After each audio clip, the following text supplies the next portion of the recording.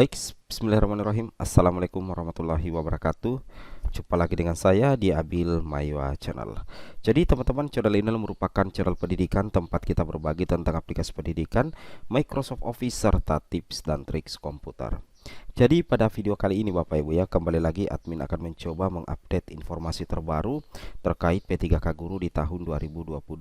Kembali lagi admin akan mencoba menjawab ya pertanyaan di kolom komentar yang di sini mengatakan apakah P2 100% mengisi penempatan, bagaimana nasib P3 yang satu sekolah dengan P2. Tentunya ini pertanyaan yang sangat bagus. Ada dua pertanyaan yang akan kami bahas dalam video kali ini Bapak Ibu ya. Tapi sebelum kita lanjut, bagi rekan-rekan guru yang baru pertama kali menemukan channel ini, jangan lupa tekan tombol subscribe-nya dan aktifkan lonceng notifikasi agar setiap hari Bapak Ibu bisa mendapatkan update informasi terbaru dari kami. Baik, di sini pertanyaannya, P2 apakah 100% mengisi penempatan? Bagaimana nasib P3 yang satu sekolah dengan P2? Bapak Ibu perlu ketahui bahwa pelamar prioritas itu ada tiga ya.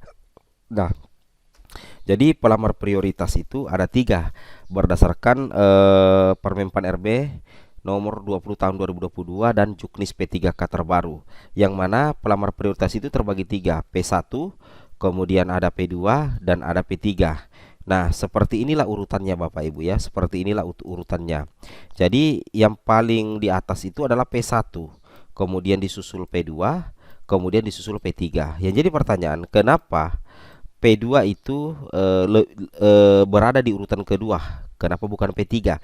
Karena kalau P2 itu diisi oleh THK2 Bapak Ibu ya, sisa THK2 yang belum terangkat Bapak Ibu ya, dan usianya pasti relatif rata-rata sudah tua semua Bapak Ibu ya. Itu adalah P2 yang tercatat di databasenya BKN, sehingga boleh dikata di observasi nantinya salah satu prioritas utama pelamar prioritas yang diluluskan di observasi itu adalah pelamar prioritas 2. Nah, ketika selesai barulah masuk lagi ke pelamar prioritas 3. Seperti itu Bapak Ibu ya, logikanya seperti itu. Nah, di sini P2 100% mengisi penempatan. Betul ya, ini sangat berpeluang ya.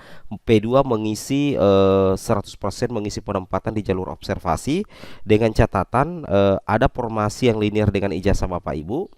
Kemudian yang kedua itu adalah Bapak Ibu yang masuk dalam kategori P2 itu bisa ya, dalam hari ini bisa istilahnya bisa memenuhi syarat ya, memenuhi syarat secara nilai di observasi. Karena kita lihat bahwa untuk pengusulan penempatan pelamar prioritas 2 dan pelamar prioritas 3 itu berdasarkan urutan nilai tertinggi. Jadi meskipun Bapak Ibu P2, kalau nilai Bapak Ibu itu tidak memenuhi persyaratan, maka Bapak Ibu juga tidak bisa lolos ya menjadi ASN melalui jalur observasi. Seperti itu ya. Kemudian bagaimana nasib P3 yang satu sekolah dengan P2? Nah, ini yang banyak sekali mempertanyakan, bagaimana nasib P3 yang satu sekolah dengan pelamar prioritas 2. Nah, misalkan dalam satu sekolah itu, misalkan ya, saya berikan logika, dalam satu sekolah itu ada satu formasi, kemudian dua guru honorernya ikut observasi, satu P2, satu P3. Nah, keduanya ini memenuhi syarat untuk memenuhi syarat secara nilai di observasi. Nah, kalau seperti itu maka akan dilihat dulu statusnya.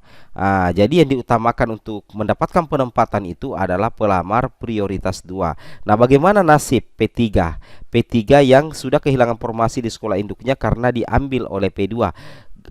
Bapak Ibu tidak ragu bahwasanya untuk seleksi observasi itu tidak harus mengunci formasi. Nah, jadi tidak ada istilah kunci mengunci formasi.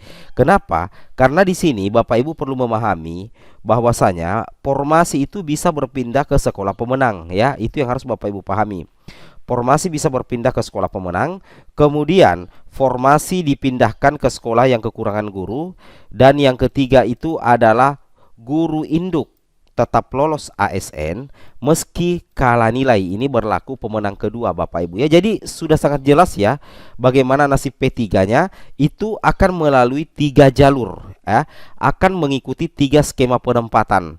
Apakah nantinya formasi berpindah ke sekolah pemenang, apakah formasi dipindahkan ke sekolah yang kekurangan guru, atau guru induk tetap lolos ASN meski kalah nilai. Itu yang harus Bapak Ibu pahami dan Bapak Ibu cermati. Terkait dengan hal ini, di sini kita bisa melihat bahwasanya panitia seleksi instansi daerah itu melakukan pengusulan Bapak Ibu ya. Pengusulan apa? Pengusulan penempatan pelamar prioritas 2 dan pelamar prioritas 3 berdasarkan urutan nilai tertinggi ya. Jadi ini berdasarkan urutan nilai tertinggi. P2, P3 yang mendapatkan nilai tertinggi itu akan diusulkan untuk penempatan. Hasil penilaian seleksi kompetensi sebagaimana dimaksud pada huruf G kepada panitia seleksi P3K jabatan fungsional guru Kemendikbudristek. Seperti halnya ini Bapak Ibu ya, di sini ini kan anggaplah ada 20 guru honorer ya yang ikut observasi ya, yang ikut observasi. Sedangkan jumlah sisa formasi itu 15 ya, 15 Bapak Ibu ya. Nah, jadi kalau 15 jumlah formasi maka akan di-ranking dari nomor 1 sampai nomor 15 berdasarkan urutan nilai tertinggi. Urutan nilai tertinggi itulah nantinya yang akan diusulkan untuk mendapatkan penempatan hasil observasi Bapak Ibu ya. Itu yang harus Bapak Ibu pahami dan Bapak Ibu cermati. Nah, kemudian di sini terjawab lagi ya bahwasanya ada P3 yang nilainya bagus tetapi tidak lolos. Alasannya ada 4 ya. Yang pertama, P3 dengan nilai observasi bagus tidak lulus karena formasi diisi oleh P2. Yang kedua, sisa formasi yang diperebutkan di instansi sedikit. Yang ketiga, nilai observasi tinggi tapi kalah usia dan masa kerja. Di sekolah induk kelebihan guru dan instansi tidak ada sekolah yang kekurangan guru Bapak Ibu. Nah, kemudian di sini 3 urutan pengisian formasi. Jadi urutan pengisian formasi P3K 2022 untuk V2 dan P3 itu berdasarkan yang pertama nilai akhir, kemudian kalau nilai akhirnya sama berdasarkan usia, kemudian berdasarkan masa kerja. Misalkan di sini nilai akhirnya sama semua, Pak Mamat, Bu Nana, Pak Roni, Bu Sintia dalam satu sekolah. Tapi ternyata dari keempat guru induk yang memiliki nilai akhir sama dalam seleksi observasi, ternyata ada salah satunya yang berstatus P2, yaitu Pak Mamat. Pak Mamat ini karena dia berstatus P2, maka secara otomatis Pak Mamat ini akan langsung mengisi satu pos formasi karena dia memang P2 dan nilainya juga memenuhi persyaratan. Nah, dari setelah itu akan ada tersisa 3 guru lagi yang memiliki nilai sama yaitu 100, dan kesemuanya ini, ketiga-tiganya ini adalah pelamar prioritas 3. Kalau nilainya sama, maka akan dilihat usia, kemudian akan dilihat masa kerja. Jadi seperti itu Bapak Ibu ya, saya rasa sudah terjawab ya. P2 100% mengisi penempatan itu ada kemungkinan asalkan ijazah linier, ada formasi, kemudian nilai memenuhi syarat, nilai observasi ya. Nah, seperti itu ya. Itu yang harus Bapak Ibu pahami dan Bapak Ibu cermati. Kemudian tambahan informasi bahwasanya baru-baru saja BKN ya merilis jadwal seleksi penerimaan P3K tenaga teknis tahun 2022, yang mana untuk tenaga teknis itu untuk pengumuman seleksinya nanti dimulai tanggal 20 Desember 2022 sampai dengan 3 Januari 2023. Jadi nantinya ya untuk pengumuman seleksi untuk tenaga P3K tenaga teknis tahun 2022 itu mulai 20 Desember sampai dengan 3 Januari 2023. Kemudian untuk pendaftaran seleksinya nanti Bapak Ibu ya, untuk pendaftaran seleksinya nanti itu dimulai tanggal 21 Desember 2022 sampai dengan tanggal 6 Januari 2023 Bapak Ibu ya.